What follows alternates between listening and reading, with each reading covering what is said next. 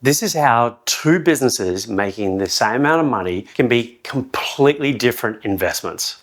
So with two businesses, both are making $2 million and have the same profit. Business A has $1 million in assets and business B has $200,000 in assets. Which one would you want to buy? Most people will say business A, but the truth is it's actually business B because B requires less revenue to achieve the same outcome.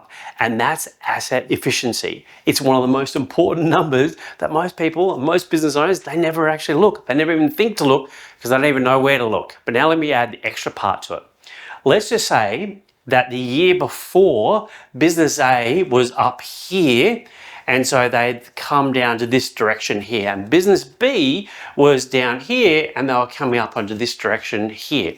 So the question now is, which business would you choose in this situation? It's still business B. So that's another component that most people never look at, is where's the trend? Where is it moving from?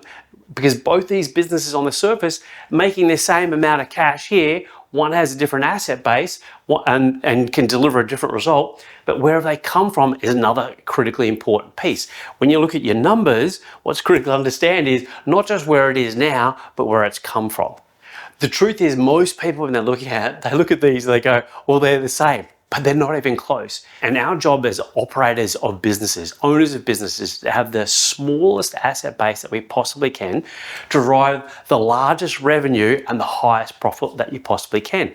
And then for the profit, highest amount of cash flow. And we need to be tracking how this looks, the asset, the revenue, the profit, and also the trend and how it's moving. Not just one single point, which is what most people do. Revenue alone doesn't tell you whether your business is getting stronger.